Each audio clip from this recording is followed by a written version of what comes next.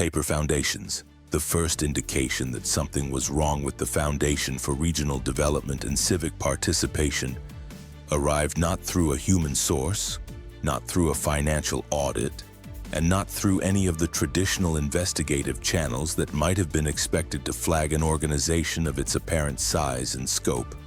It arrived through a signals anomaly, a pattern in encrypted data traffic that an NSA Cyber monitoring system logged, assigned a low-priority flag to, and queued for routine analyst review. The analyst who pulled the flagged traffic on a Wednesday afternoon in the early part of a recent year was not looking for what she found. She was working a standard review queue, processing flagged anomalies from the previous 72 hours, expecting to spend perhaps 40 minutes determining that each flagged item resolved into a known and benign explanation. The Foundation for Regional Development and Civic Participation's encrypted communications traffic did not resolve into a known and benign explanation. It resolved over the course of approximately 3 hours of increasingly focused attention into something that caused the analyst to push her chair back from her workstation, spend a long moment looking at her screen, and then reach for her phone to call her section supervisor. What she had found in its surface form was this: an organization registered as a non-profit civil society entity in Panama, with declared program offices in Colombia, Peru, Chile, and Bolivia, was generating encrypted communications traffic at a volume and with a technical signature profile that was inconsistent with the operations of any legitimate non-profit organization of its stated size. The traffic volume was not slightly inconsistent. It was orders of magnitude inconsistent.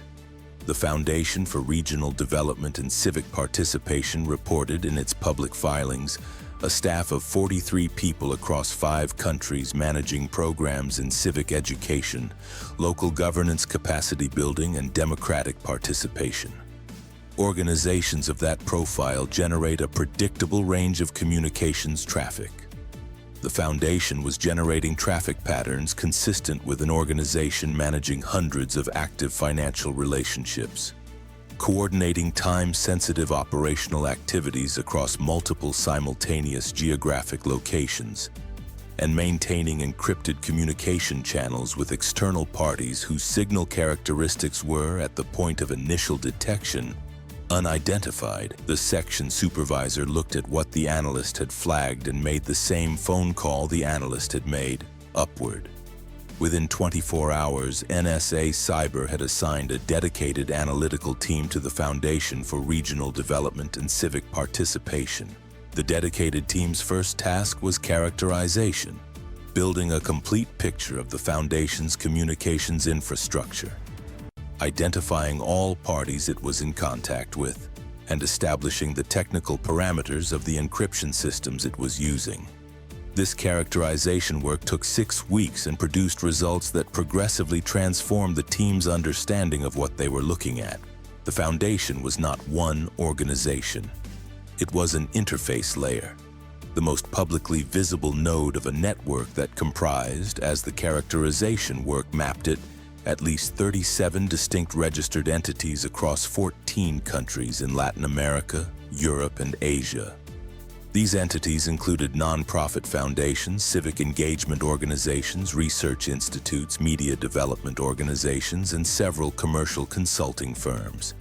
They were registered in different jurisdictions, operated under different names, reported to different nominal governing boards, and on the surface appeared to have no connection to one another.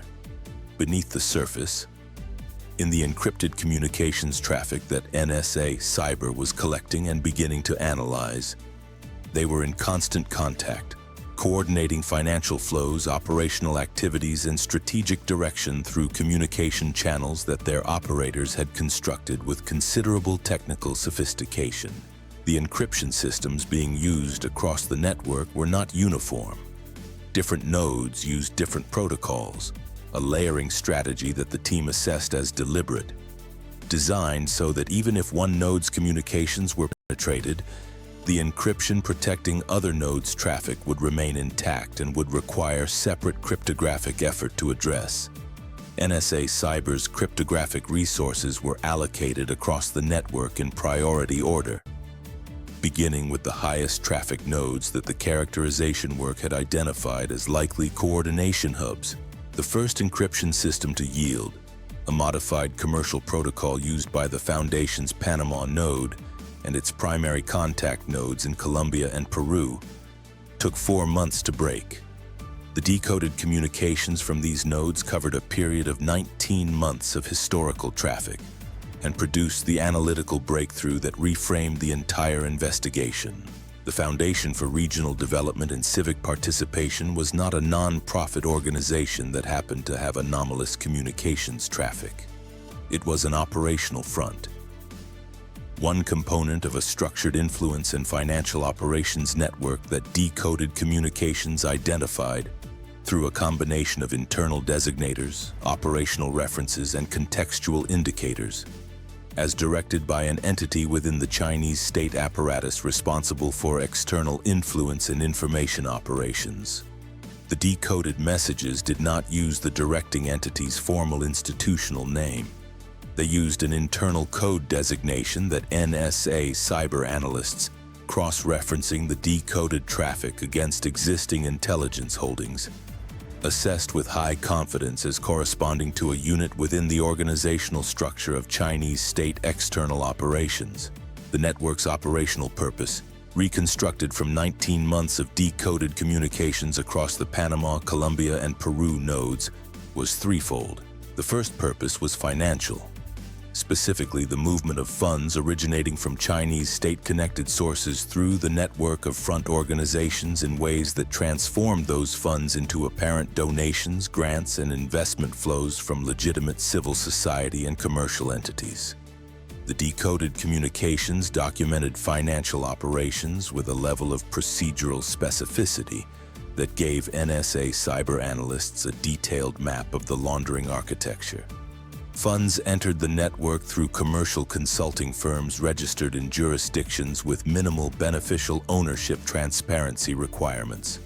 Those funds were then moved through sequential transfers between network entities, each transfer generating documentation that made the funds appear to be legitimate non-profit grant disbursements or commercial service payments, until they reached operational accounts controlled by entities close enough to the network's actual operational layer to be directly deployed.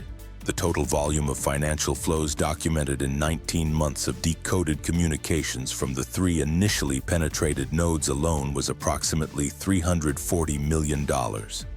The analytical team's projection of total network-wide financial flows, extrapolating from the pattern established in the decoded communications and applying it to the full 37-entity network, produced an estimate of between $800 million and $1.2 billion moved through the network's laundering architecture over the estimated full operational period of approximately 4 years. The second purpose was electoral, and it was this dimension of the network's operations that produced the most urgent response from NSA Cyber's senior leadership when the decoded communications were first briefed upward. The decoded messages documented systematic financial support for specific political candidates and parties in 7 Latin American countries, where elections were scheduled within the operational window covered by the decoded communications. The support was not delivered as direct campaign contributions, which would have been legally reportable and potentially detectable. It was delivered through a carefully constructed chain of apparent civil society and media activity. Network-connected nonprofit organizations funded polling and research operations that generated favorable data for supported candidates. Network-connected media development entities provided financial and technical support to local media organizations that produced coverage favorable to those candidates. Network-connected civic engagement organizations funded get-out-the-vote operations in geographic areas assessed as favorable to supported candidates. At no point in the documented chain did money move directly from a Chinese state-connected source to a campaign account. Every link in the chain appeared in isolation to be legitimate civil society activity. The decoded communications were explicit about the intended outcomes. Specific candidates were named. Specific electoral results were described as objectives. In 3 cases, decoded messages included post-election assessments authored by the network's coordination layer evaluating the degree to which the funded activities had contributed to the achieved outcomes. Treating electoral results as operational metrics in a managed influence program, the 7 countries in which the network had conducted documented electoral operations were Colombia, Peru, Chile, Bolivia, Ecuador, Panama, and Paraguay. In 5 of these countries, the candidates or parties identified in decoded communications as supported by the network's activities had won the elections in question. The decoded communications post-election assessments attributed the successful outcomes in part. The messages were careful not to claim sole causation to the network's financial and operational support. The third purpose was informational. The construction and maintenance of a persistent media and narrative infrastructure across Latin America that could be activated to shape public discourse on topics of strategic interest to the directing entity. The network maintained financial relationships with 43 media organizations across 11 countries. Documented in decoded communications through grant payment records, content coordination messages, and editorial guidance transmitted from network coordination nodes to media organization contacts. The guidance was not always explicit. Decoded messages showed a range of directness, from specific topic and framing instructions in some cases to softer thematic emphasis suggestions in others. But the aggregate picture was consistent. A network of funded media relationships through which the directing entity could influence the information environment across Latin America at scale. NSA Cyber's cryptographic resources continued working on the remaining encrypted communications nodes throughout the period of analytical reconstruction. 3 additional encryption systems were broken over the following 5 months, opening decoded access to communications from network nodes in Chile, Bolivia, Ecuador, and, critically, the primary coordination node that the team had identified as the network's Western Hemisphere operational hub. Located in Panama City and operated under the cover of a commercial consulting firm called Pacific Rim Advisory Services. The Pacific Rim Advisory Services nodes decoded communications provided what the analytical team described as the network's operational blueprint. The strategic direction documents, coordination protocols, and long-term planning materials that the hub used to manage the network's 37 entities and their combined activities across 14 countries. These communications were more operationally explicit than the node-level traffic the team had previously decoded, and they extended the analytical picture in several critical dimensions. The directing entity's 4-year plan for the network, partially documented in decoded strategic communications, called for expansion of the electoral operations program from 7 countries to 11 by the end of the planning period, with a particular focus on countries where significant elections were scheduled in the coming 24 months. The decoded communications identified specific elections in Brazil, Argentina, Mexico, and Uruguay as priority targets for expanded operational support. Budget allocations documented in strategic coordination messages assigned approximately $180 million to the expanded electoral operations program over the 2-year expansion period. Communications also documented that the network had identified specific vulnerabilities in the decoded messages language, specific access opportunities in the regulatory and legal frameworks governing foreign-funded civil society activity in 8 target countries. Network entities had been tasked with building relationships with regulatory officials in these countries who might be positioned to provide advance warning of investigative interest or to influence how foreign funding disclosure requirements were applied to network-connected organizations.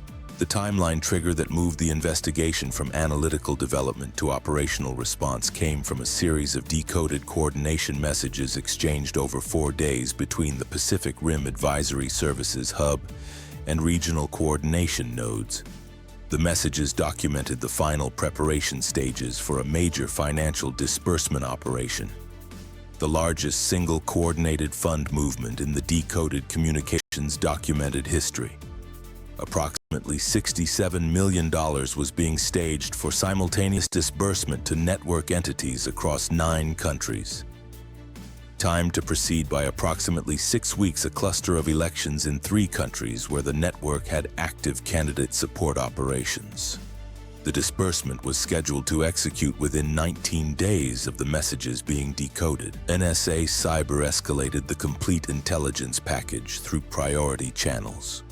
The Treasury Department's Financial Crimes Enforcement Network received the full financial operations documentation, including the laundering architecture map constructed from decoded communications within 12 hours. The FBI's Foreign Influence Task Force was read in simultaneously. The CIA's Western Hemisphere Division received the electoral operations and strategic planning intelligence. The State Department was briefed on the diplomatic dimensions of the network's operations in countries with which the United States maintained bilateral relationships. The Justice Department's National Security Division began reviewing the decoded communications for potential violations of the Foreign Agents Registration Act and Foreign Election Interference Statutes. International partners in Colombia, Peru, Chile, and Panama were engaged through established intelligence liaison channels. The sensitivity of the source intelligence required the same careful compartmentation that had governed previous interagency sharing. Partner agencies received actionable intelligence without exposure to the collection methods that had produced it. The operational response was constructed around 3 simultaneous tracks. The first track targeted the financial infrastructure. Coordinated actions by Treasury's enforcement arm, the Justice Department, and partner country financial intelligence units to freeze accounts, seize assets, and disrupt the 19-day disbursement operation before the $67 million could be moved into the network's electoral operations pipeline. The second track targeted the network's organizational structure, law enforcement operations in Panama, Colombia, and Peru, to execute search warrants and seizure orders at network-connected entity offices, recovering physical documentation, financial records, and communications devices. The third track was a longer-duration investigative effort, using the decoded communications as a foundation to build prosecutable cases against the network's key operational personnel under applicable foreign influence and money laundering statutes. The financial disruption track executed on day 14 of the 19-day window. Coordinated regulatory and law enforcement actions across 6 jurisdictions froze accounts containing approximately $89 million in network-connected funds, including the $67 million staged for electoral disbursement. 43 accounts across 11 financial institutions in 7 countries were subject to freeze orders or seizure actions based on the financial intelligence derived from decoded communications. The organizational disruption track executed simultaneously with the financial actions. Search and seizure operations at 11 network-connected entity offices across Panama, Colombia, and Peru recovered physical financial records, internal planning documents, communications devices, and at the Pacific Rim Advisory Services office in Panama City, a cache of strategic planning materials that investigators assessed as representing the most complete physical documentation of the network's operational architecture that any law enforcement action could have hoped to recover. 28 individuals connected to the network were detained for questioning across the 3 countries, with formal charges filed against 19 of them in subsequent weeks. The electoral disbursement that the decoded messages had scheduled for 19 days from the timeline trigger did not occur. The 3 elections in which the network had active candidate support operations proceeded without the $67 million in network funding that had been intended to flow through its civil society and media infrastructure in the 6 preceding weeks. The candidates the network had been supporting ran without the funded polling, media support, and civic engagement operations that the network's communications had documented as their planned advantage. The election's outcomes reflected to the extent measurable the choices of voters rather than the product of a managed influence operation backed by $67 million in laundered funds. The 43 media organizations across 11 countries that the Decoded communications had identified as network connected were referred to regulatory and journalistic ethics bodies in their respective countries for review of their funding relationships. The civil society entities through which electoral influence funds had been channeled in 5 previous election cycles became subjects of regulatory investigation in their registered jurisdictions. The registration and beneficial ownership records of all 37 identified network entities were referred to the relevant authorities in their jurisdictions of incorporation. The 19 months of decoded communications from the initial node penetration, expanded by the subsequent decryption of 5 additional node systems, produced a documentary record of 4 years of operations, financial, electoral, and informational, conducted through a network that had been constructed specifically to be invisible. Every entity in the network was designed to appear legitimate. Every financial flow was designed to appear as a normal civil society transaction. Every media relationship was designed to appear as a standard philanthropic funding arrangement. What none of it was designed to withstand was 7 months of sustained NSA Cyber signals collection, cryptographic analysis, and the patient reconstruction of a communications architecture from the signals it was generating. Signals that their operators believed were unreadable, moving through encryption systems they believed to be impenetrable, carrying the operational record of a program they believed no external observer would ever see. NSA Cyber saw it.